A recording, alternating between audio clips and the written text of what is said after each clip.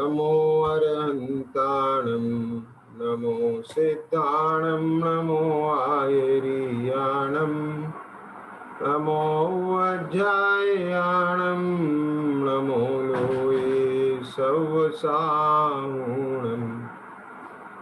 तीन भुवन में सार वीतिराग विज्ञानिता शिव स्वरूप शिवकार नमो त्रियोग समार्ग।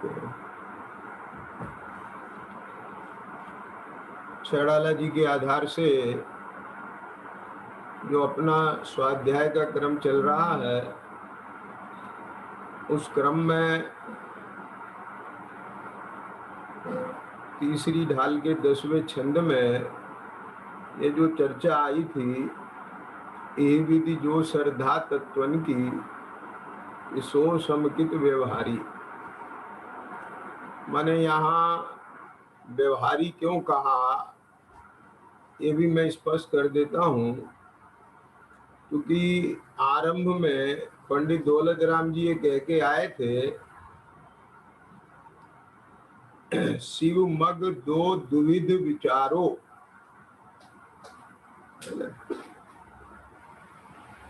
है ना, आकुलता शिव माई ने ताते शिव मग लाग्यो चाहिए। ख्याल में आ गया ना।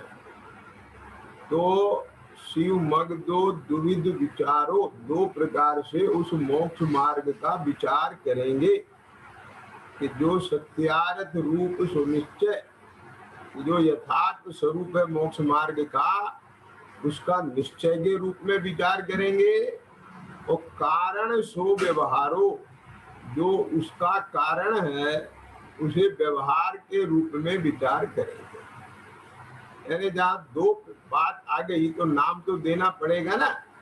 जो यथार्थ मोक्ष मार्ग है, ख्याल में आ गया ना, उसे हम निश्चय मोक्ष मार्ग के रूप में विचार करेंगे, और जो उसका कारण है उसे हम व्यवहार मोक्ष मार्ग के रूप में विचार करेंगे।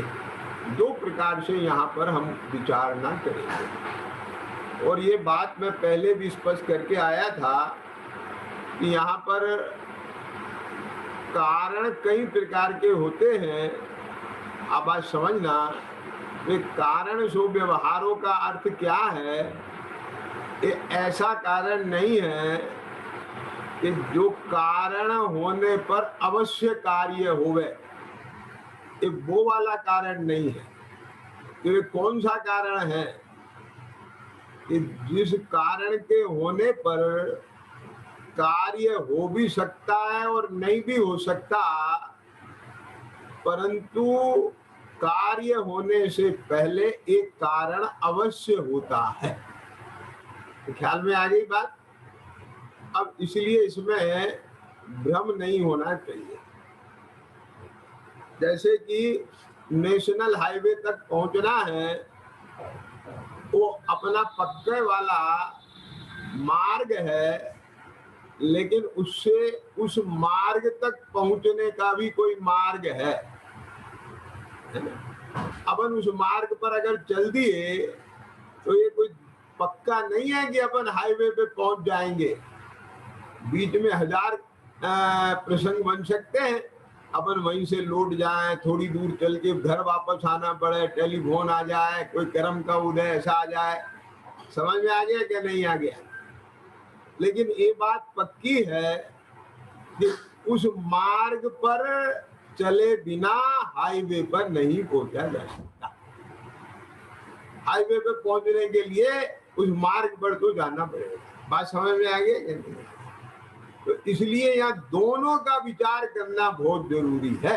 विपिन जी, आप समझे ना? क्या विनोद जी, आवाज आ रही है ना? देखो ध्यान से सुनना। वास्तव में जो मुक्ति का मार्ग है, वे दो मार्ग नहीं है, मार्ग एक ही है। क्या बोल,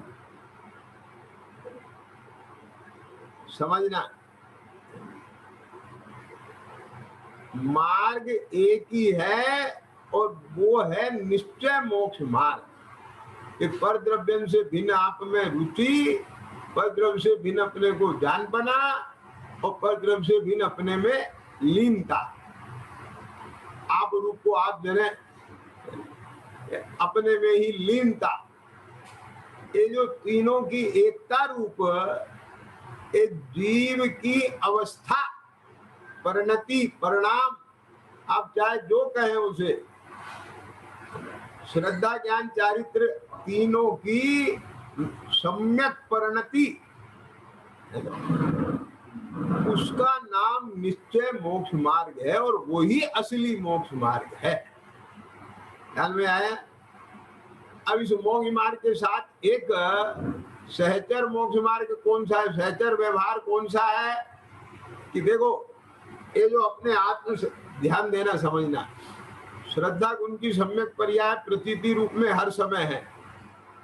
विनोद जी सुनना ध्यान से भैया। और सम्यक ज्ञान भी हर समय है,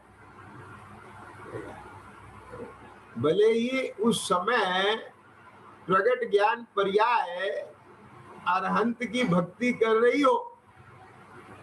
क्या बोला, समझ में आया क्या? यानी परसन्मुख है वो ज्ञान पर्याय, उसे यहाँ नहीं लेना। यहाँ तो श्रद्धा के सम्यक होने पर सर्व जानना सम्यक ही कहलाता है, वो सम्यक ज्ञान लेना। क्या कहा, क्लियर हो गई बात? क्या कहा? अब तीसरी बात चारित्र गुण की लेंगे यहाँ पर। जिस समय आचरण रूप जो प्रवृत्ति है आत्मा की, वो अपने आत्म स्वरूप में वीतराग भाव रूप शुद्धोपयोग में, जहाँ शुभ और अशुभ दोनों ही नहीं विकल्प हो रहे हैं, ऐसी दशा को प्राप्त है। क्या कहा, वो सम्यक चारित्र। क्या बोले, आगे समझ में ना? तो जिस समय सम्यक श्रद्धा सम्यक ज्ञान के साथ संबर है, क्या कहा है ना, यानी शुभाशुभ भाव विकल्प नहीं है, अपने आत्म स्वरूप में मगनता है, शुद्धोपयोग है, उस काल में एक निश्चय से ये मोक्ष मार्ग है। आगे समझ में के नहीं है, उस समय कोई कर्म का आश्रम बंद नहीं है ना। लेकिन जब अपने आत्म स्वरूप में प्रवृत्ति ना हो और सम्यक दर्शन सम्यक ज्ञान के साथ, क्या कहा, 28 मूल गुण में प्रवृत्ति हो, और ये समझ में बात, महावृत्ति जीवों की अणुवृत्ति 12 व्रत रूप प्रवृत्ति हो, नहीं समझ में आया? देखो एक बात बताएं, मुनिराजों की तो ये बात समझ में आएगी धनपाल जी, उनकी प्रवृत्ति या तो आत्मा में होगी या 28 मूल गुण में होगी। ख्याल में आया ना? लेकिन जो श्रावक है उसकी प्रवृत्ति या तो आत्मा में होगी, क्या क्या, या 12 व्रत में होगी। क्या? लेकिन उसकी प्रवृत्ति तो विषय कषाय में भी होती दिखाई देती है। क्या क्या, तो जब विषय कषाय में प्रवृत्ति होती है तो 12 व्रत का क्या होता है? तो जारी समझ में नहीं आई बात, तो इसे भी एक नए एंगल से सुनो आप। विपिन जी क्या कह रहा हूं मैं, भाई साहब, जब वो श्रावक आरंभ क्या परिग्रह में लगता है ना, काम धंधे में लगता है ना, गृहस्थी के व्यापार धंधे में लगता है ना, तो उस काल में भी उसके अहिंसाणु व्रत चालू है। क्या अहिंसाणु व्रत केवल सामायिक में नहीं चलता है। क्या आगे समझ में कि नहीं आगे? बोलो, क्लियर हो गया?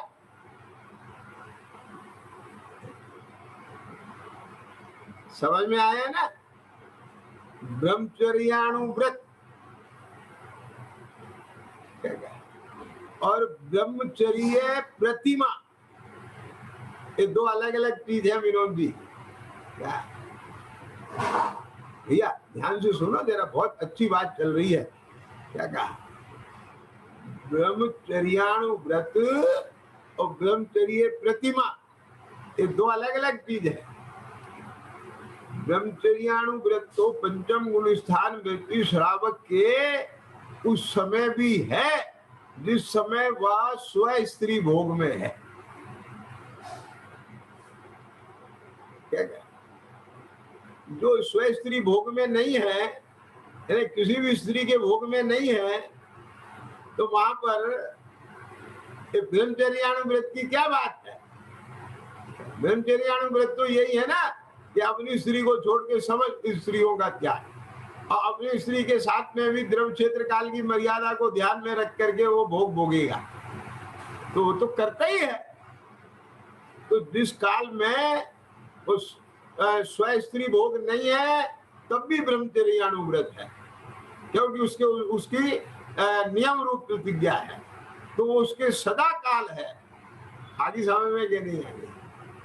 यानी उससे बाहर जाने का त्याग उसके सदा काल है, और जिस समय भोग में उस समय भी त्याग है।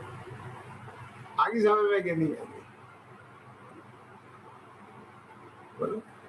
अब परिग्रह अनुव्रत की बात करें तो जिस समय वो परिग्रह इकट्ठा कर रहा है उस समय 12 व्रत में कैसे है?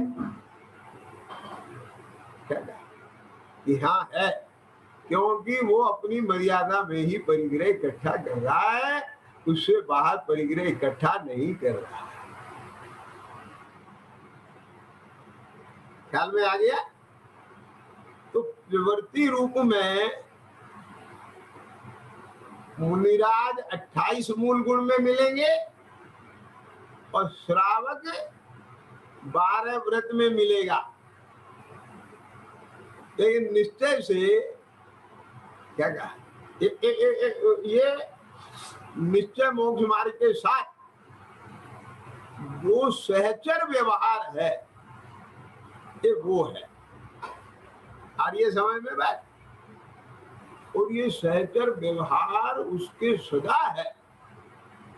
मतलब सदा का मतलब क्या है कि क्योंकि उस जीव ने जिसने महाव्रत अंगीकार किए हैं बुद्धि पूर्वक, उसने वो सदा के लिए किए। अणुव्रत अंगीकार किए उसने सदा के लिए किए। आगे समझ में?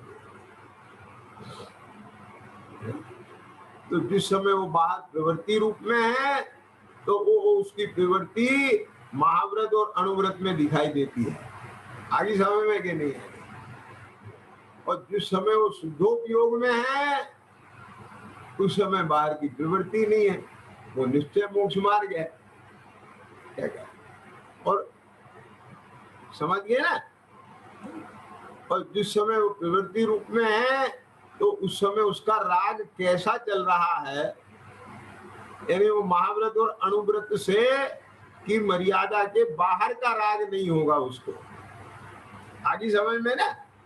तो उस राग भी किस जाति का होता है ये बात उस चरना नियोग से अपन जो है उस व्यवहार मोक्ष मार्ग से जानते हैं। ख्याल में आ गया? अब अवृत्ति सम्यक दृष्टि के देखें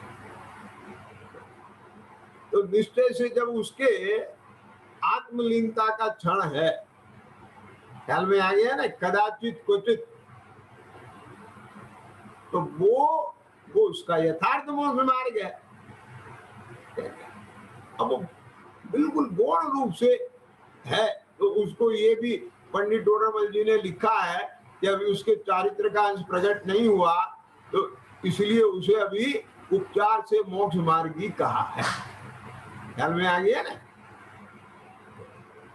लेकिन स्व संवेदन उसको बरतता है कि नहीं बरतता, स्वानुभूति होती है कि नहीं होती है, ख्याल में आ गया। लेकिन जब वो बाहर में सविकल्प दशा में होगा, बाहर की प्रवृत्ति में होगा, तो निश्चित रूप से उसकी प्रवृत्ति अन्याय अनीति अभक्ष में नहीं होगी, अन्याय अनीति अभक्ष से रहित ही होगी। ख्याल में आया क्या नहीं आया? उसका जो बाह्य आचरण है वो 25 दोष से रहित देखा जाएगा, जिसको सम्यक्त्वाचरण कहते हैं। आगे समझ में ये नहीं आएगा। तो ये हो गया सहचर व्यवहार। विनोद जी क्या अब आई है ना? लेकिन यहाँ जो छलालाकार ने चर्चा की है, इस चर्चा की है पूर्वचर व्यवहार। मतलब क्या है? एक कारण सो व्यवहार हो। एक जब भी आप सुनना ध्यान से, शुद्धोपयोग रूप जो निश्चय रत्नात्रय है उस तक पहुंचा जाएगा तो निश्चित रूप से वहां तत्व विचार कारण बनेगा। ख्याल में आया? चाहे वो अवृत्ति हो, चाहे देश वृत्ति हो और चाहे सकल संयोग हो। क्या विनोद जी आप समझे ना? वेद विज्ञान करेगा कि नहीं करेगा? तो आ गया उसी के अंदर वो चीज। क्या ये जो बात आ रही है ना, ई विधि जो श्रद्धा तत्वन की सो समकित व्यवहारी, तो वहां इन 7 तत्वों को जो कि प्रतीति रूप से सम्यक दृष्टि के साथ सदा काल है, तो जब उपयोग ग्रस्त दशा में अशुभ में गया तो वहां किसकी याद करेगा? वो अपने स्वरूप की याद करेगा, पंच परमेष्टि को याद करेगा। पंच परमेष्टि को किसके लिए याद करेगा? अपने स्वरूप के लिए याद करेगा। आगे समझ में कि नहीं? वो पंच परमेष्टि की शरण में किस लिए जाएगा कि उन्होंने इसकी शाश्वत शरण बताई है, उसे राग आएगा। उनके पास जाने से अपने में आने की प्रेरणा मिलती है, मार्गदर्शन मिलता है, बल मिलता है। आगे समझ में कि नहीं आ गई? तो वो सब इसके लिए यहाँ श्रद्धा तो है प्रतीति रूप, लेकिन वो अशुभ से शुभोपयोग की भूमि में विचरण करता हुआ और फिर वहां उसके तत्व विचार चलता है। ये भी मेरा स्वरूप नहीं, ये जो शुभ राग बरत रहा है मैं तो इसका भी ज्ञाता हूँ, यह भी कर्म का विपाक है, ये भी कर्म की अपेक्षा जन्य परिणाम है, मैं तो निरपेक्ष भाव हूँ। आगे समझ में? और ये विचार करता हुआ चलते हुए पहले उसको जो है देवगुरु धर्म का विचार चला, उनके स्वरूप का विचार चला, फिर अपने आत्मा के स्वरूप का विचार चला, भेद विज्ञान चला, और वे स्वात्म विचार भी मंद पड़ गए और वह आत्ममगन हो गया।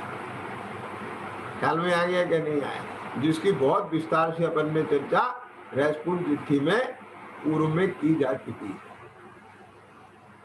आ गया? तो अब वहां जो भेद विज्ञान चलता है वो कारण बन गया है। बना के नहीं बना? जब जब भी सविकल्प से निर्विकल्प में जाएगा तो उसका विधान यही है। और जो विशुद्धि बनेगी उसको, ख्याल में आया ना, तो वो सब व्यवहार सम्यक दर्शन ज्ञान चारित को कारण रूप हो गया।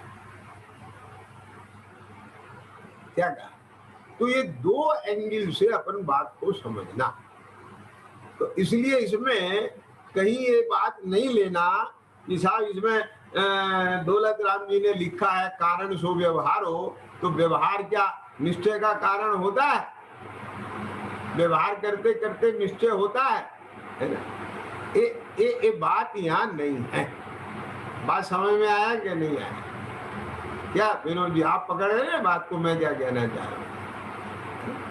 ये ऐसा कारण नहीं है कि एक कारण हो तो कार्य अवश्य होगा।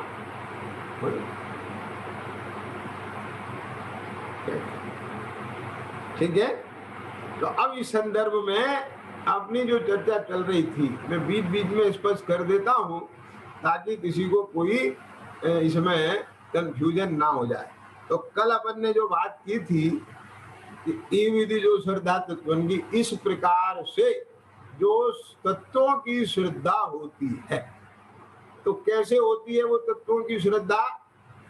कि पहले तो इसको देव गुरु धर्म की प्रतीति हो, फिर उनसे उपदेश का लाभ मिलता है, तभी ये उस उपदेश को प्रमाणिक मानता है, विश्वास जगता है, व्यक्ति से उसके वचन प्रमाणिक होते हैं, और फिर वो उन वचनों के आधार पर अरे इसमें तो मेरा हित है उसे लगा, तो फिर उसने आगे की प्रक्रिया बढ़ाई, उनके नाम सीखे प्रयोजनभूत तत्वों के, उनके लक्षण पहचाने। आगे समझ में कि नहीं आगे, जिसकी चर्चा मैंने कल की थी, जीव के लक्षण की, अजीव के लक्षण की, है ना, आश्रव बंध के लक्षण की, संबर निर्जरा मोक्ष के लक्षण। तो अभी जब मोक्ष तत्व, अभी मोक्ष तत्व का विषय अनुभवी नहीं है, क्यों? संबर निर्जरा का विषय अनुभवी नहीं है, तो इन लक्षण को कैसे पहचान लेगा? अभी एक प्रश्न उठा किसी को? क्यों धनपाल जी, नहीं समझ में आई बात? तो देखो, जीव का लक्षण उपयोग है, भगवान ने बताया कि उपयोग लक्षण है, तो इसने जीव शब्द भी याद कर लिया, नाम उसका लक्षण उपयोग है, दर्शन ज्ञान ये भी नाम याद कर लिया। अब लक्षण, लक्षण क्या है? दर्शन ज्ञान का देखना जानना, समझ गया? अब देखना हुए आंख वाला देखना नहीं, ये दर्शन के दो भेद हैं, चक्षु दर्शन और अचक्षु दर्शन। जो आंख के द्वारा होता है वो चक्षु दर्शन, और बाकी की इंद्रियों से होता है वो अचक्षु दर्शन। ख्याल में आया ना? तो अब जब अचक्षु दर्शन है तो वहां देखना कैसे? आंख वाला देखना नहीं, जो सामान्य रूप से प्रतिभास होता है, जैसे किसी ने छुआ, अब समझ लें। तो ये जो दर्शन पूर्वक ज्ञान होता है क्या किसी भी इंद्रिय से, तो उसको दर्शन चेतना, और जो जानना विशेष होता है वो ज्ञान चेतना। ख्याल में आया ना? तो अब इतनी चीज तो इसे अभी लक्षण का आभास हो सकता है ना, अभी प्रतिभास हो सकता है ना, पहचान हो सकती है, भाषणा हो सकती है कि नहीं हो सकती? कि देखो ये जो जानना हो रहा है ना, देखो मेरे को ठंड लगती है तो देखना जानना होता है, खट्टा मीठे का देखना जानना होता है, अभी भले ही आत्मा का देखना जानना नहीं होता है। तो ऐसे जीव को समझ सकता है ना लक्षण से, क्या? और जिसमें मेरा देखना जानना नहीं हो रहा है, जिसका संवेदन मुझे नहीं हो रहा है, ख्याल में आया ना?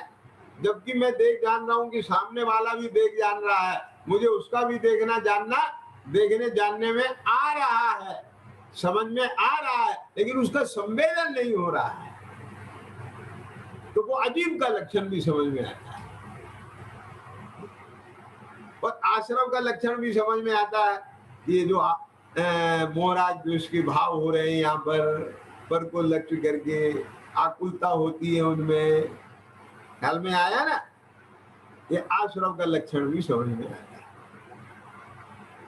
तो संबर का लक्षण कैसे समझ में आए जो अभी है ही नहीं? क्या बोला हम बात भी समझे आप बात? और जब तक ये लक्षण नहीं पहचानेगा तब तक आप परीक्षा द्वारा निर्धार कैसे करेंगे?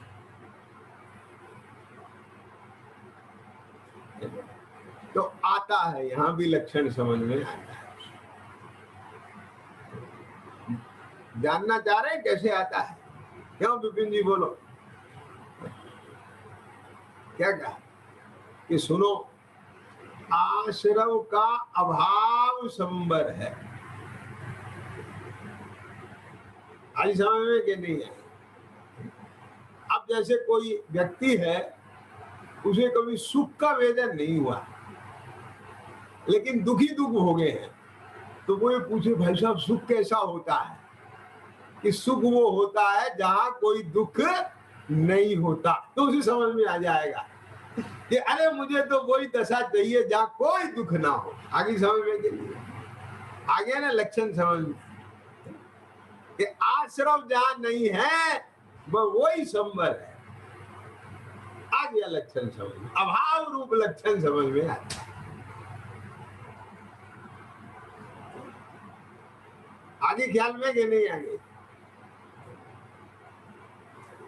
तो निर्जरा भी उसी जाति की है, निराकुलता बढ़ती जाती है, और जहां बिल्कुल निराकुलता हो जाती है उसके बाद कभी आकुलता नहीं आती, ये मोक्ष का लक्षण हो गए ना। सातों तत्वों के लक्षण, नाम भी सीख लिए और लक्षण भी जान लिए। ख्याल में आ गया? अब क्या करना है? परीक्षा द्वारा निर्धार करना है। अब बोलो कैसे करें परीक्षा द्वारा? बस अब इसी में ये सारा काम चालू हो जाएगा। ये जो पुरुषार्थ है ना जीव का, ये यहां से चालू होगा। ये क्यों? क्योंकि नाम और लक्षण तो उपदेश के अनुसार जाने जाते हैं। क्या कहा? नाम कौन सा वो सीख के थोड़ी आया है, उसने अपने दिमाग में से थोड़ी नाम निकाले हैं। क्यों? लक्षण उसके अपने नहीं बनाए हैं। नाम और लक्षण तो उपदेश में जैसे बताए वहां से जाने हैं। अब जो परीक्षा करना है, ये इसका अपना पुरुषार्थ है। और परीक्षा का मतलब फिर वही जो मैं बार बार बोलता हूं, अध्यापक जैसी परीक्षा नहीं है। ख्याल में आ गया है? ये यानी इसके स्वयं की बुद्धि को, ज्ञान को उसमें लगाना और जैसा स्वरूप है उसके साथ उसका मिलान करना। आगे समझ में कि नहीं आएगा? अब जब ये बात कही जाती है कि देव गुरु धर्म की परीक्षा करो, तो उसका अर्थ भी क्या लेना कि जैसा आगम में देव गुरु धर्म का स्वरूप बताया है उसके साथ मिलान करना कि इनमें देवपना है कि नहीं, गुरुपना है कि नहीं, धर्मपना है कि नहीं, इसका नाम परीक्षा। आया ना समझ? बोले आपके पास क्या अधिकार है? आप कैसे करोगे? आप इतने बड़े हो गए, अध्यापक हो गए क्या? वे तुम्हारे शिष्य हो गए जिनकी परीक्षा कर रहे हो। अरे यहाँ ये वो वाली परीक्षा है ही नहीं ना। ख्याल में आया कि नहीं? तुम कंफ्यूज क्यों कर रहे हो? यहाँ परीक्षा का मतलब है जैसे हम किसी की दुकान से अंगूर खरीदते हैं, आम खरीदते हैं, सेब फल खरीदते हैं, तो उसको उसमें अपनी बुद्धि लगाते हैं कि ये माल हमारे लायक है कि नहीं, इसका नाम परीक्षा करके खरीदना है। आगे समझ में कि नहीं आएगा? यहाँ परीक्षा करने का मतलब ये है। आज से पकड़ के कि नहीं पकड़े? हमें अपने बच्चे को पढ़वाना है तो हम वो योग्यता तो देखें ना टीचर में। ख्याल में आए? ये हमारे लायक है कि नहीं है, ये परीक्षा है। हमको उसका इंटरव्यू और हमको उसका सिलेक्शन और रिजेक्ट और वो सब करने के वाला परीक्षा के नहीं है। हो गया? क्लियर हो गया कि नहीं हो गया? जब जब इस संदर्भ में परीक्षा करने की बात आएगी तो इसका आप यही आशय समझना और दूसरे वाला आशय नहीं समझना। और ध्यान से सुनना परीक्षा भी वही कर सकता है। सुनो, अब एक और मैं मार्मिक बात बता दूं धनपाल जी, गहरी बात है ये। परीक्षा भी वही कर सकता है जिसके ज्ञान में स्वरूप होता है। जिसके ज्ञान में अभी स्वरूप ही नहीं है तो परीक्षा कैसे करेगा? और बता दूं, जिसके ज्ञान में स्वरूप होता है उसके द्वारा परीक्षा हुए बिना रहती नहीं है। क्या नहीं आई समझ में बात? आपके ज्ञान में क्या सोने का स्वरूप है, चांदी का स्वरूप है, हीरे का स्वरूप है। और अब आप कोई चीज, आपकी हथेली पे कोई हीरा रखे तो हम क्या करें? हम तो नहीं चाह रहे हैं तो भी ज्ञान कह रहा है। कुछ आई बात समझ में? के लिए हम उस ज्ञान की आंखें फोड़ दें, वो ज्ञान को कहाँ रख के आए? क्या जो सामने चीज आते ही अपना काम चालू कर देता है। हम कहें या नहीं कहें, कमांड दें या नहीं दें, ख्याल में आ गया क्या? नहीं आ गया? नहीं आया अभी समझ में नहीं आएगा क्या? ये हमारी माता बहनें चावल पकाती हैं, बूरा बनाती हैं, क्या इनके ज्ञान में स्वरूप है ना पके हुए चावल कैसे होते हैं। अब कोई चावल पका है, अब वो अभी पूरी स्थिति को प्राप्त नहीं है, आधे अधूरे हैं। अब उसको जैसे ही आपने उंगली लगाई तो आपका ज्ञान बोल देता है, वो स्वीकार ही नहीं करता कि अभी तैयार ही नहीं है। क्या नहीं, हम परीक्षा नहीं करेंगे। अरे तुम रह नहीं सकते, आपका ज्ञान बोलेगा यदि आपके ज्ञान में स्वरूप है तो। आगे समझ में क्या नहीं? और बता दूं आगे की बात एक और गजब की, धनपाल जी सुनो ध्यान से। ये जो स्वरूप का ज्ञान भगवान ने कराया है ना सब जीवों को उपदेश से, ये कराया ही परीक्षा के लिए। क्या कहते हैं?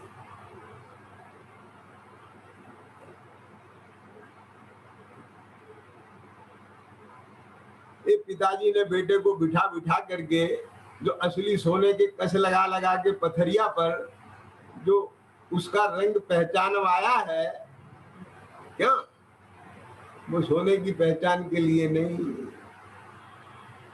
कि सोना खरीदते समय तू लूट ना जाए, ठगा ना जाए, इसकी परीक्षा के लिए वो ज्ञान कराया है।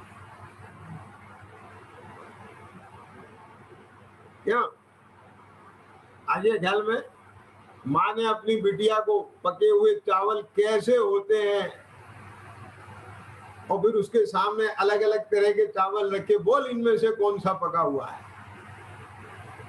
ये सब ज्ञान और पहचान किसके लिए कराया है कि कहीं ऐसा ना हो कि तू दूसरे घर जाकर के अधपके चावल परिवार को खिला दे और उन सबको आंव बन जाए पेट में। कुछ आगे समझ में? अब मतलब तो समझो ना इन सब बातों का। देखो बिना मतलब के थोपा थापी का काम नहीं है, ये कोई राग द्वेष का काम नहीं है, ये पक्षपात का काम नहीं है, ये नेतागिरी का काम नहीं है, ये सब व्यक्तिगत और अपने आत्म कल्याण का काम है। ख्याल में आया? ये अपनी कषाय मेटने की प्रक्रिया के लिए है, कषाय करने के लिए साधन नहीं है। और जो जिनागम को कषाय मेटने के लिए नहीं, कषाय करता है इसे साधन बनाकर, उससे बड़ा महापापी कोई दूसरा नहीं। जिनेंद्र भगवान का उपदेश स्वयं की कषाय मेटने के लिए है, किसी को लक्ष्य करके कषाय करने के लिए कतई नहीं है। नहीं आ गई है ना? तो अब देखो तो अब यहाँ परीक्षा द्वारा उनका निर्धार होता है।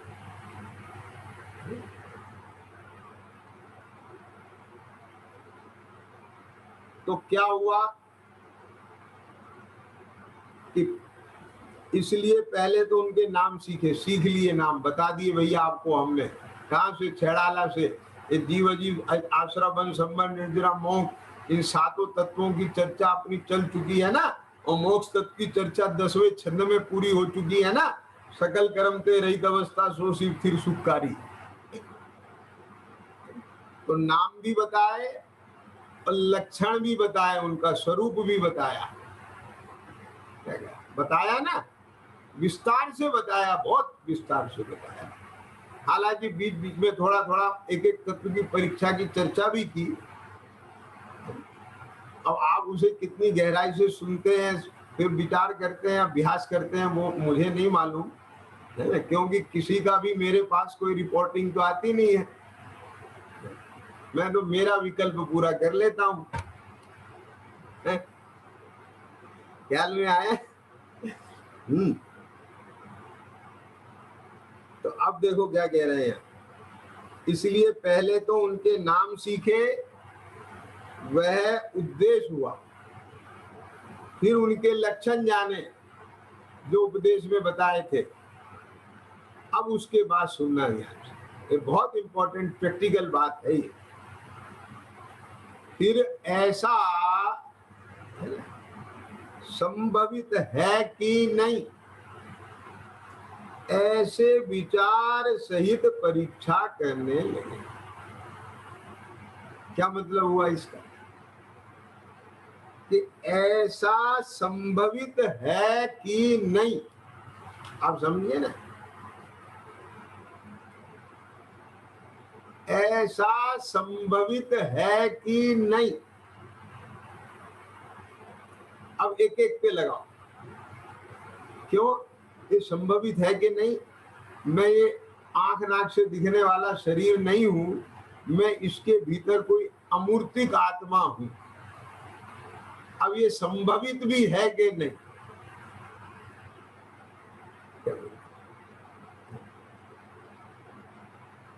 समझ में आ गया ना? अब ये शरीर मैं नहीं हूं, एक स्त्री पुत्र कुटुंब परिवार मेरे नहीं है, ऐसा संभवित भी है कि नहीं? अब सुनना, आश्रव तत्व की बात सुनना ध्यान से। आश्रव तत्व में ये मोह जो होता हुआ दिखता है, राग द्वेष, ये मोह राग द्वेष है कि नहीं? ये नहीं। क्या बोला देवेंद्र? सुनो, मार्मिक बात है ये। क्यों? कहाँ गए विनोद? सुन रहे हैं कि नहीं सुन रहे हैं? मार्मिक बात सुनो भैया। ये रागादि भाव आश्रव है कि नहीं, इसमें ये संभवित है कि नहीं लगाना, इसका नाम आश्रव तत्व का परीक्षा नहीं है। ये तो उसका लक्षण है, स्वरूप है। तो आश्रव तत्व में क्या संभवित है कि नहीं? कि मेरे लिए दुख का कारण ये भाव है कि परद्रव्य है, ये संभवित है कि नहीं? क्या कह रहे? कुछ आया समझ में? मुझे लगता है लड़का मेरे दुख का कारण है, धन का भाव मेरे दुख का कारण है, शरीर का रोग मेरे दुख का कारण है, और भगवान कहते हैं कि नहीं, तेरा देह में अपनापन दुख का कारण है, देह की प्रीति दुख का कारण है, और पंचेंद्रिय में सुख बुद्धि दुख का कारण है। ऐसा संभवित है कि नहीं? कुछ आगे बात समझ में? ये विचार करना है। आप बोलो। अब मैं आपसे पूछता हूं, ये राग है, ये द्वेष है, राग के ये भेद हैं, ये द्वेष। बोलो देवेंद्र, किसी भी वस्तु को बुरा जानकर उसे दूर करने का भाव, ये द्वेष है ना? क्रोध के साए है ना? क्यों चिद्रूप? अब गर्मी लग रही तो उसे दूर करने के लिए पंखा चलाओ, एसी चलाओ। ऐसा होता है कि नहीं होता है? यहाँ होता है। तो उसे जो दूर करने का भाव है ना, उसे क्रोध कषाय कहते हैं। आपको उस गर्मी से क्रोध है। ये लड़का मेरी बात नहीं मान रहा है, हटाओ इसे, बिल्कुल मेरी निगाह में नहीं आना चाहिए, दूर करो इसे, दूर हो जा मेरी नजरों से। एक क्रोध है। अब बाकी समय में और इतना नहीं साहब, एक परीक्षा द्वारा जो तुझे नक्की करना है, इसमें ये नहीं करना है। इसमें ये करना है कि ये जो मुझे आकुलता बनती है काहे की, कि गर्मी के लगने की, लड़के के कहना नहीं मानने की, तो इसमें जो आकुलता होती है, दुख होता है, तो उसका कारण गर्मी है या इस देह का एकत्व है, देह की प्रीति है, और इस देह के एकत्व और प्रीति के कारण उस पर्याय में अनिष्ट कल्पना है या गर्मी है। ख्याल में आगे करने कुछ आ रही है दिमाग में? अब ये क्या करता है, इस शास्त्र से सुन लिया उसने सब, ये क्रोध के भेद है, ये क्रोध का स्वरूप है, ये मान का स्वरूप है, और ऐसे ऐसे जरा इसका नाम किसी ने लिया मंच पर तो इसे मान हो गया। अब ये तो ठीक है, तो उपदेश के अनुसार हो गया सारा का सारा काम। क्या आगे समझ में? और जब मैंने उपदेश के अनुसार देख लिया कि इसे मान कहते हैं, और जब तुझे मंच पे बुलाया गया और तेरे अंदर जो पेट में गुदगुदी हुई कि बोले मुझे मान हो रहा है, ये भी पहचान लिया, यहां तेरा काम पूरा नहीं हो गया भाई साहब। क्या समझ में? ऐसे तो सब कोई आदमी क्रोध को भी पहचानता है, मान को भी पहचानता है, मानचारी को भी पहचानता है। समझ में आया कि नहीं आया? क्या जैन भी पहचानता है, जो जैन नहीं वो भी पहचानता है, जो सात तत्वों को नहीं जानता वो भी पहचानता है। मेरा मतलब समझ में आया कि नहीं आया? क्या क्रोधमान माया लोग को वो नहीं जानते कि जो जीवाजी सात तत्वों को नहीं जानते? क्यों देवे? बोलो। वेद के परिणाम को वो नहीं जानते, हास्य रति अरति के परिणाम को वो नहीं जानते क्या, जो जीवाजी सात तत्वों को नहीं जानते? गंभीर बात है ये। इन भावों के नाम सीख लेना, क्या इनके लक्षण पहचान लेना, ये यही नहीं है इसके अंदर, इससे आगे कुछ है। तो तेरे पहचान में भी आने लगे कि मेरे भाव कैसे चल रहे हैं। यह मार्मिक बात है। इतने में भी बहुत बहादुरी की बात मत समझ लेना। हालांकि अपने भाव पहचान में आना ये भी कोई आसान काम नहीं है, क्योंकि ये तो इतना नशे में रहता है 24 घंटे, इसे इसके भाव ही समझ में नहीं आते क्या चल रहे हैं।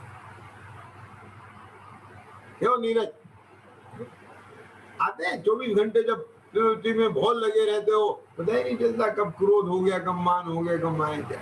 ये तो फुर्सत में लॉकडाउन में बैठे हैं घर में, तो थोड़ा थोड़ा होशियारी है, कुछ समझ में आ जाता है। तो अपने भाव समझ में आए, ज्ञान में आए, ये भी कोई हल्की बात नहीं।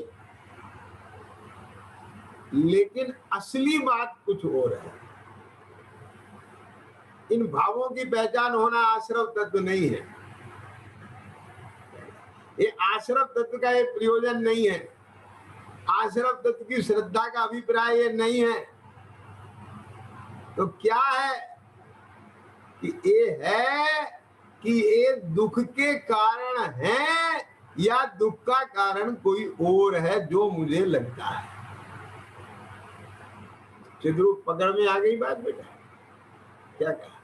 माने ये जो मुझे आकुलता होती है, दुख होता है, ये दुख का कारण ये भाव है। भगवान कहते हैं ये भाव है, और मुझे लगता है कोई, ये जो भी लगता है जिसको वो है। तो अब वो इसमें ये संभवित है कि नहीं कि वो दुख का कारण ना हो, और भगवान जो कह रहे हैं ये भाव ही दुख का कारण हो, ये संभव है कि नहीं? ख्याल में आया? कठिन तो नहीं लग रही बात? देखो एक चीज बताऊं मैं आपको, ये जितना मंथन किया जा रहा है इसे आप ऐसे हल्के से यूं मत कह देना पता नहीं क्या चल रहा है इसे। एक एक रेशा जितना खुल जाएगा ना,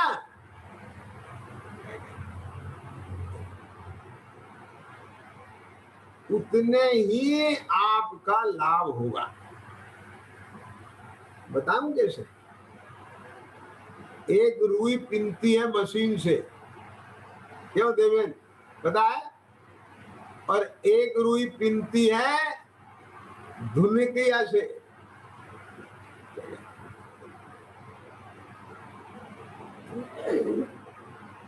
और धुनकिया के भी, धुने में भी कई क्वालिटी होती है कि वो एक बार धुने तो एक किलो रजाई की कीमत लेगा 100 रुपया, और यदि उस रुई को ही 2 बार धुनकवाओगे तो 200 रुपया, और 3 बार धुनकवाओगे। समझ में आया ये क्या मतलब है? कि बार बार धुनकवाने से क्या फायदा है मालूम? सुनो ध्यान से। आपकी रजाई में 5 किलो रुई डले और मशीन से पिनी हुई रुई डले तो भी गरमाई नहीं आएगी 5 किलो में। उससे ज्यादा गरमाई धुनकिया की एक धुनक से आपने 3 किलो रुई धुनकवाई, उसमें ज्यादा गरमाई आ जाएगी। समझ में आ गया?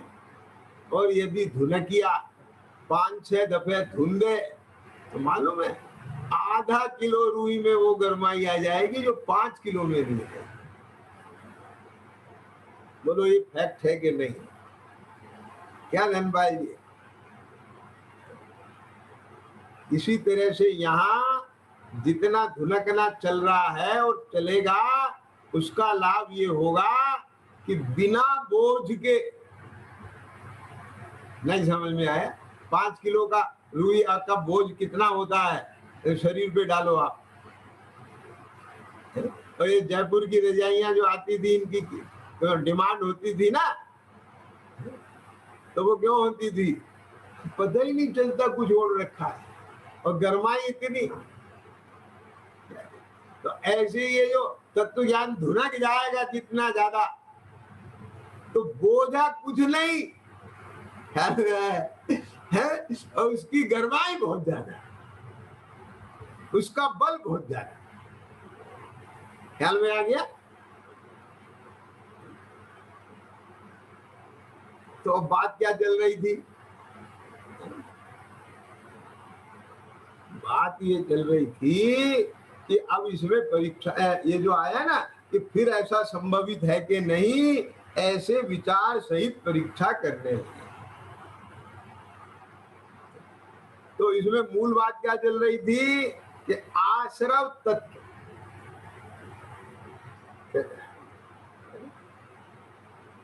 कि मेरे दुख का कारण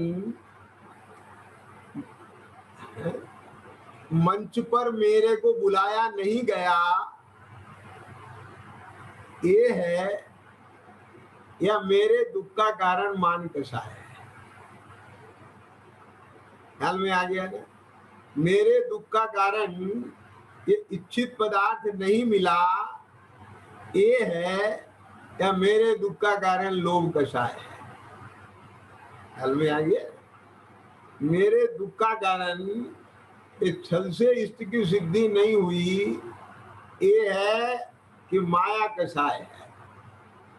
मेरे दुख का कारण एक परद्रव्य मेरे से दूर नहीं हुआ, ये है कि मेरी ही क्रोध कसाय है।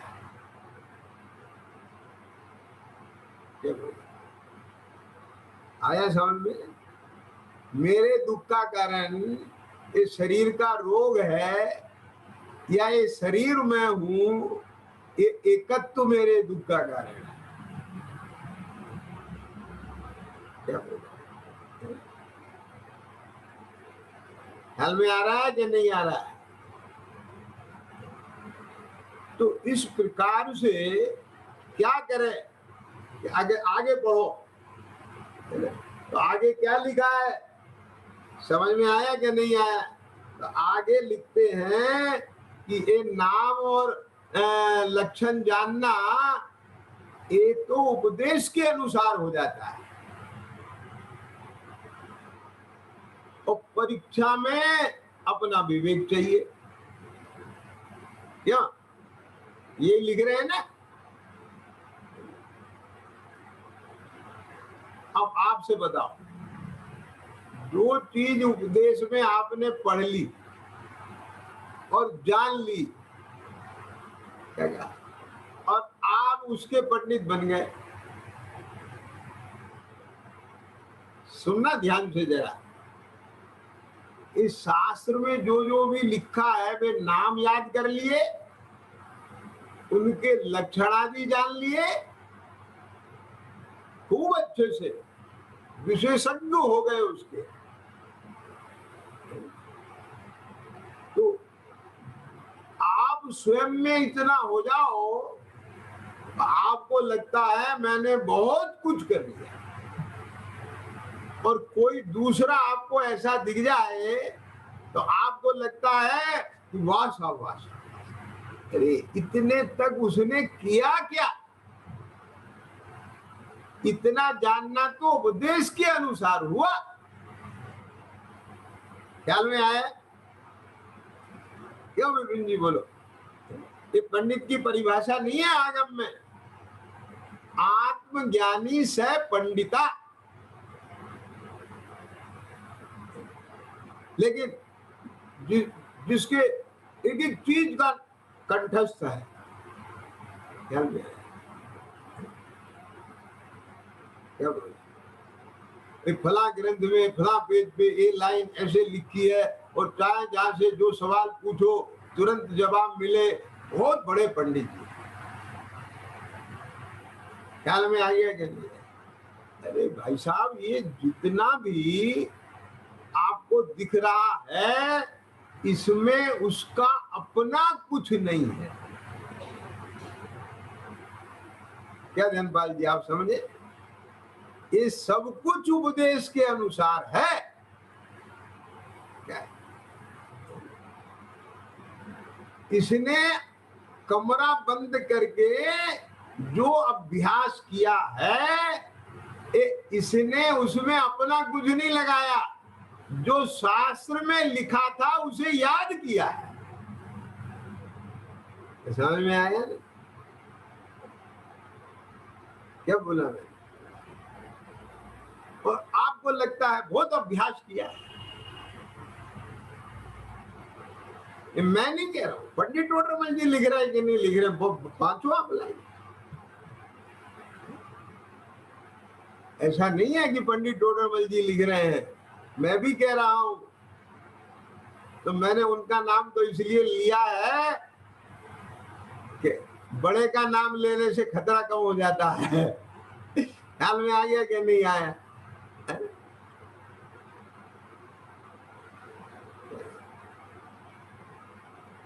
ये उनने लिखा है इसलिए मैं नहीं कह रहा हूं,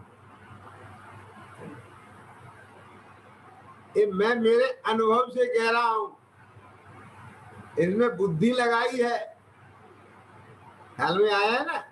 ये जचा है, ये सब मेरा अनुभव से बोल रहा हूं मैं ये, लेकिन ये इसलिए रख रहा हूं। समझ में आ गया ना? ताकि मेरे माथे पे नहीं आए। और पंडित टोडरमल जी नहीं कह रहे हैं, आचार्य कह रहे हैं, आचार्य ही नहीं कह रहे हैं, भगवान कह रहे हैं, और भगवान ही नहीं कह रहे हैं, विज्ञान ही ऐसा है। ख्याल में आया? क्यों बोलो? पोथी पढ़ पढ़ युग भया, ये तो कबीरदास जी लिख गए। आगे समझ में कि नहीं आगे? ये सुबह 32वीं पाठ में लिख गए, सुगुरु पढ़ावे प्रेम से, यहू पढ़े मन लाए, और घट के पट जो ना खुले, सबहु अकारथ जाए। ख्याल में आया? अब बोलो, एक बात बताओ भैया, सुनना ध्यान से। ये जो वर्तता हुआ राग भाव है, ये जो वर्तता हुआ आश्रव भाव है, इसकी तो पहचान हो गई है ना? और ये भी शास्त्रानुसार जान लिया कि दुख का कारण ये राग भाव है। देखो, दो अलग अलग चीज हो गई हो गया क्या? तिद्रूप है ना? पकड़ने की कोशिश करना बात। ये भी जान लिया क्या? ओम गुरु जी के दृष्टिकोण से मैं चर्चा कर रहा हूं, जो कथा सुनाई थी 6 महीने उपवास से रहते हैं।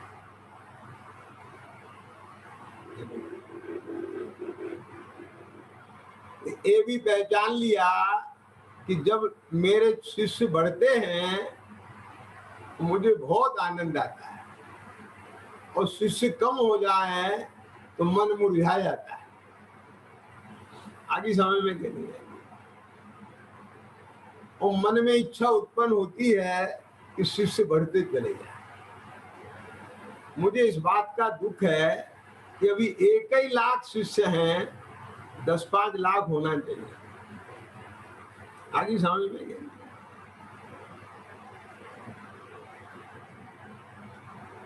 ठीक है, अब सुनो ध्यान से। शास्त्र पाठी की बात और आत्मज्ञानी की बात में क्या अंतर है, ये बात मैं आपके सामने रख रहा हूं। समय तो हो गया, ख्याल में आया, लेकिन क्योंकि चर्चा अभी खुल रही है, कल खुलेगी कि नहीं खुलेगी मैं नहीं जानता, पर इसलिए अभी आप इसे बहुत ध्यान से सुने।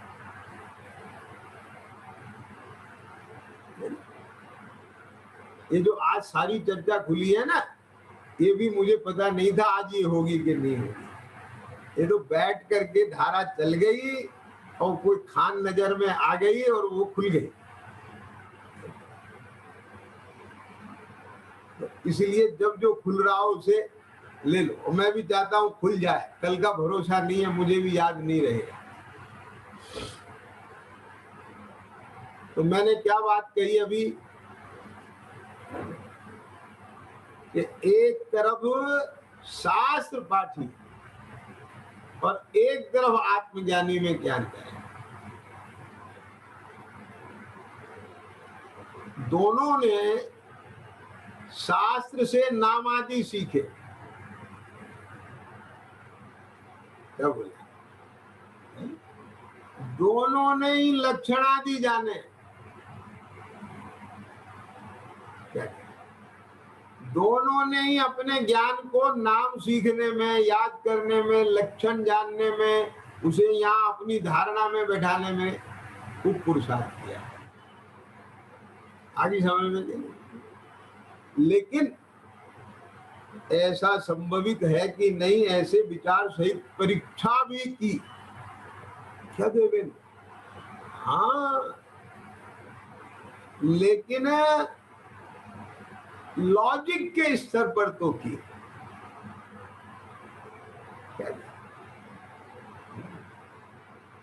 भाष भाषणा में नहीं आई, सुसंवेदन में नहीं आई और अभिप्राय नहीं पलटा। तो इसका नतीजा क्या हुआ, मैं आपको वो बात रख करके इसकी महत्ता को दर्शाना चाहता हूं।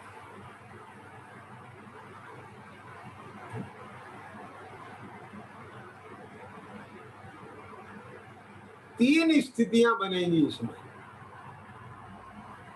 जिसने शास्त्र से अभ्यास किया है उसमें दो बांट रहा हूं मैं, और जो आत्मज्ञानी है उसकी एक। तीन स्थितियां होंगी।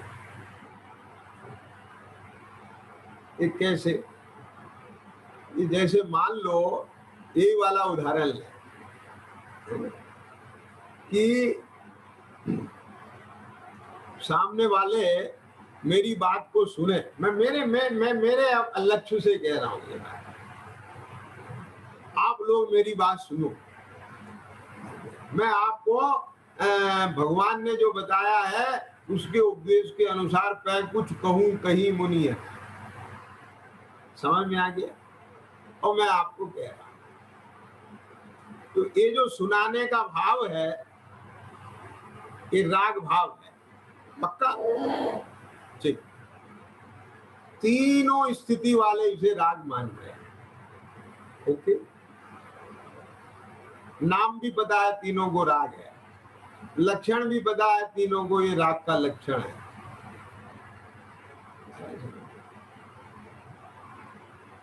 और लॉजिक से भी तीनों जानते हैं कि ये सुख रूप नहीं है, ये दुख रूप है, आश्रव दुख रूप है, ये राग दुख का कारण है। समझना जरा ध्यान से। क्या देवेंद्र, मैं आपको एक चीज बताऊं, मुझे बहुत सारे लोग ऐसे दिखते हैं जिन्हें तत्वों का पता नहीं, तत्व का निर्धार भी नहीं, लेकिन वे भी ये कहते हैं साहब दुख का कारण अटैचमेंट है। आपने भी सुना होगा, क्यों धनपाल जी, आप भी कहते होंगे ना? क्या लोभ पाप का बाप है, ये दुख का कारण है?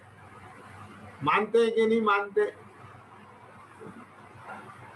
लेकिन सुख का कारण क्या है ये नहीं पता, कि लोभ नहीं होना। लेकिन लोभ मिटे कैसे? साहब जब तत्व ज्ञान के अभ्यास से पर पदार्थ इष्ट अनिष्ट नहीं भाषे तो लोभ मिट जाता है, उत्पन्न नहीं होता है। ये तो शास्त्र के अनुसार कह रहा है।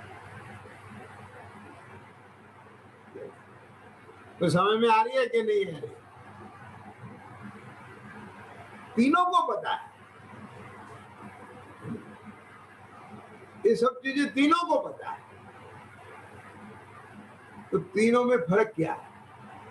तो अब ये दो वाले गेले, तो जो एक है वो जो वो उसको तो अभी लॉजिकल बस मानता है, कहता है। और इन दोनों में फर्क क्या है कि एक को दुख का कारण अंदर में स्व संवेदन से, भाषणा से,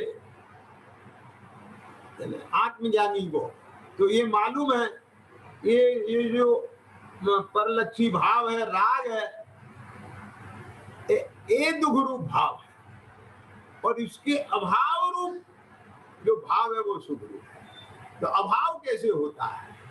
किस राग से वर्तमान चैतन्य भाव जब स्वरूप विचार करके उससे भिन्न पड़ती है, यानी स्वरूप विचार ना, ख्याल में आ गया ना? स्वरूप विचार ना, यही भिन्न पड़ना हो गया। जैसे ही स्वरूप विचारना चालू हुआ तो उससे भिन्न पड़ गया ना, अलग खड़ा हो गया। पहले तो उसके साथ जुड़ा हुआ था। अब ये भी सुन के आपने याद कर लिया, नाम भी और ये सब, लेकिन जब यहां करेंगे ना और आपको वो दशा बनेगी ना, तब आपका अपना पुरुषार्थ होगा। कुछ समझ में आई कि नहीं आई? तो उससे भिन्न पड़ के, और वो जो वर्तमान ज्ञान का उघाड़ है, उपयोग कहो उसे, अब वो तत्व विचार में प्रवृत्तता हुआ और उसमें से सारी राग की तपन शांत हो जाए, और बस अपने में ही लय रूप हो गया वो ज्ञान, ज्ञान को गे बनाता हुआ, वहां राग का कोई अंश नहीं रहा, ज्ञान ही ज्ञान रह गया। बस ये उस राग के अभाव की विधि है। आगे समझ में। अब इनने तो एक चीज अनुभव से और प्रयोग करके जानी मानी और की है, तो इसीलिए ये तो राग का भाव करके अपने में आ जाता है। और जिसने ये विधि भी सुन के और पढ़ के, क्योंकि उनने भी तो लिखी है ना विधि, जैसे अभी हम बता रहे हैं, और याद कर ली और दूसरों को भी सुना दी, लेकिन की है नहीं, तो अनुभव से प्रमाण है नहीं। ख्याल में आ गया ना।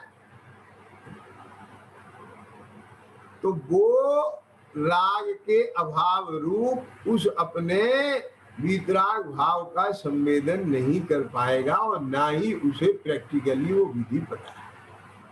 ये दोनों का अभी समझ में। नाम तो सब जानते हैं, लक्षण सब जानते हैं, और सब जानते हैं, ख्याल में आ गया, लेकिन जो आगे का काम है वो ये नहीं जानता और ये जानता। अब इसमें भी जो दो भेद मैंने किए, अब इसमें भी जो दो भेद क्या है कि एक तो यही इसी में लगा रहता है कि मेरे सुनने वाले ज्यादा हो और ये सुन नहीं रहे हैं, इनकी समझ में नहीं आता है, और ये सब विकल्प, और उसी का ही उसमें एकत्व भी है, कर्तृत्व भी है, ममत्व भी है, और उनके परिणामों को लक्ष्य करके अपनी कसाय का भोक्तत्व भी है। वो सब कर्तव्य ममत्व शामिल पूर्वक उसका वो सब है, तो वो तो उसी का ही एकांत स्वाद लेता है। और इसके जब उस जाति का उदय है आत्मज्ञानी के, तो उसका स्वाद आता है, लेकिन वो या तो कभी विकल्प तीव्र हो जाए तो उसकी आकुलता के का निमित्त पा करके, अरे छोड़ो ना यार, काय के चक्कर में पड़े हो, अपने चैतन्य में सुख है, इनमें क्या रखा है, और वहां से छूट के आ जाए। और अथवा राग तीव्र भी नहीं हो, वो आकुलता भी तीव्र नहीं हो, मंद हो, तो उसमें भी अपनी विशुद्धि बढ़ाए, अथवा उसे पर्यागत योग का से विचार आकर के उससे भी भिन्न पड़ के भेद ज्ञान करके अपने, ये अनेक स्थितियां हो सकती हैं इसके साथ। लेकिन उसके साथ कैसे हो, वो तो एक ही चीज में लगा रहेगा। उसके विकल्प की पूर्ति बाहर में हो रही है तो उसे सुख का सा लगेगा, और नहीं हो रही है तो दुखी लगेगा। ख्याल में आ गया। और भले ही वो कहे भी कि मेरे दुख का कारण मेरा राग है, कहां से बोल रहा है, शास्त्रानुसार बोल रहा है। आगे समझ में के लिए तो एक सब इन लोगों का अपना स्वतंत्र वर्णमन है, कोई किसी को समझा नहीं सकता है। ऐसा सब विचार करके अपनी उस तीव्रता को विचार के बल पे मंद कर लेता है। उनमें दो कैटेगरी बता दी मैंने अब आपको, तीन बताई थी ना। आत्मज्ञानी की तो अलग हो गई, इसमें दो कैटेगरी होगी। वो फिर विकल्पात्मक तत्व ज्ञान का विचार करके अपनी उस कषाय की तीव्रता को मंद कर लेता है, उसे शांति आ जाती है। और जो तीसरे वाला है वो कर ही नहीं पाता है, उसकी आकुलता बढ़ी है। ख्याल में आ गया है? इस प्रकार से भैया, है ना, ख्याल में आया। तो ये बहुत इंपॉर्टेंट है कि ऐसे विचार सहित परीक्षा करने लगे, उसकी विशेष चर्चा अपन कर लेंगे। सच्चिदानंदी शुद्ध स्वरूपी अविनाशी में आत्म स्वरूप